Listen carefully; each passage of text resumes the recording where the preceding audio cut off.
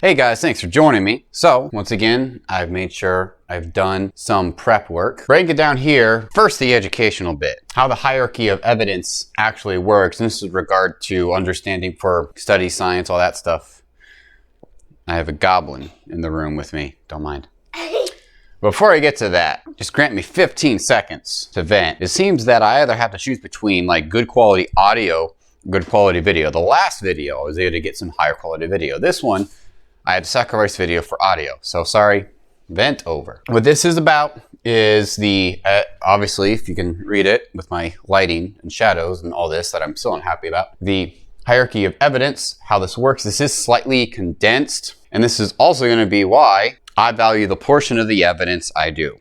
So how this works is all the way at the bottom of this pyramid, this hierarchy of evidence, we have the anecdotal evidence and expert opinion. Then moving up, we have case studies. This is typically, case studies are an in-depth look at a singular person or something that may have happened to someone. I'm giving you, everything I'm giving you today is the layman's version of stuff. So don't use this for your college credits. It's the short version. Case studies is an in-depth look typically at a single person. It could be the only case that a certain thing happened, so they just get as much data as they can. Whereas anecdotal evidence is just what a lot of people say. It's considered the lowest form of evidence. Next is observational studies. This could be like for instance, we've seen this a lot in dietary studies where it's not ethically or financially feasible to force a significant population of people into a certain diet for a statistically significantly long amount of time. Hopefully those words came out properly for you to get good data. Sure, you could get volunteers for 8 weeks to follow a certain diet, but for a super meaningful period of time to be able to understand what the effects of a diet would be, you might need them to be on the diet for years and years and years. And you can't keep someone in like a clinical observation type of environment for that for 5-10 years to see what the long-term effects of the diets are. So instead, you have to observe from a distance where there's lots of other variables that you can't control because you're just standing back and observing. But at least you're trying to chronicle all of those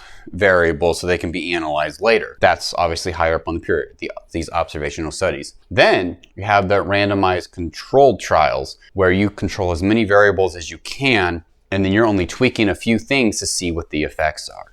And then at the very top, you have what is referred to as systemic reviews, or there's other names too, basically where they take a whole lot of randomized controlled trials, observational studies, and any other relevant stuff. The higher quality, the better. They take a bunch of that, they look over all of it, they read the methods for how it was done, how they tracked everything, and they go in depth over tons and tons of other studies and like a second eye over a whole bunch of stuff to come up to an even greater conclusion. So that means the more of these lower tier things that have been done gives this top tier an even better capacity to have, it gives them more fodder basically to be able to look at.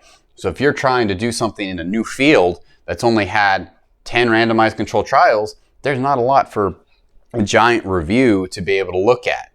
But if you're in a field that has over decades had thousands of randomized controlled trials, there is an obscene amount of information to use for a systemic review to be able to look at hundreds and hundreds of studies and be able to look at how they gather their information, what variables they were looking at, and be able to look at that for a huge amount of data. So, as I said, this was the very short layman's version for how this hierarchy of evidence works. So this sounds like an absolutely great setup for supporting this highest bit here. But as you can probably tell from what I likely made the thumbnail and title, is why I support the stuff down here the most, or at least as far as fitness and lifting and bodybuilding goes. And the reason for that is there are not a lot of observational studies and randomized controlled trials very relevant to bodybuilding and, well, to me, to lifters like me. For instance, like I don't know offhand what all the various lifting studies are, but I don't need to know like the details of like an elderly untrained person doing leg extensions. How relevant is that to me? that's one of the cases where, sure, they might have high quality randomized controlled trial over that very specific thing, but that very specific thing is not very applicable to me. And because the way science works is you have to take lots of very, very niche and narrow views over like these very tiny slices over tons and tons of different things over years and decades, and you catalog those things together to try to understand as much of, ultimately what science is trying to understand the universe. So it takes a long time to be able to do that. So for, especially when you get up to light, intermediate, and advanced levels of lifting, there aren't a lot of people ready to make studies highly specific to those people. So there isn't a lot of data that's actually relevant to us as you get past a lot of beginner stages. A lot of data that we do have available from studies, if you really look at it and consider the people they're looking at and the conditions, not necessarily as specific as you would like it to be. However, what is very specific is the absolutely obscene amount of anecdotal evidence or expert opinion. In the case of bodybuilding, what is an expert? Someone that's jacked. Your bodybuilding's about getting jacked. So someone that's jacked is an expert.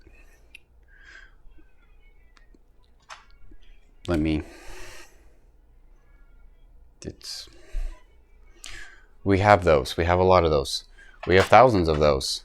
We have a lot more expert opinions from this anecdotal evidence, from this lowest tier of information. We have so many multiple fold of this type of information from people that have lived through it.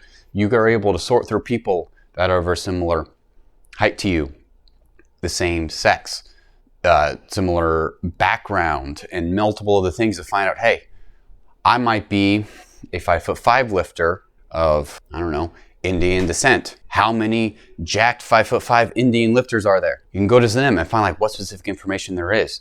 And for me, like 6 foot tall European mutts, like there's plenty of those that I can learn from that have very specific information to me. So until science has had a chance to make, because these up here, these higher level things, they take a lot of time and investment that like, people have to put together the money, and they have to plan out how to do these trials, how to do these observational studies. They have to control for the variables, or at least observe and take note of all the variables. It takes a lot of work. This lowest level here, it just takes people going to the gym and getting jacked. In this particular case for bodybuilding. And there are tens of thousands of people doing that anyway. And a lot of them like to share their stories. And in the age of the internet of information, more and more people are doing that to begin with. So people are putting out for free their expert opinions for you and us together to be able to go look at and evaluate and see how much does this apply to me.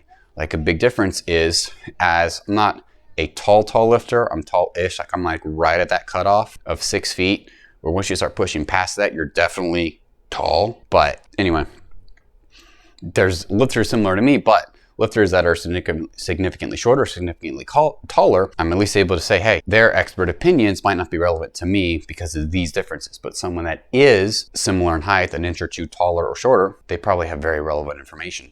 So this is why, despite the fact that this is the lowest quality in the hierarchy of evidence, for the time being, it is the most relevant for me and probably for most of us.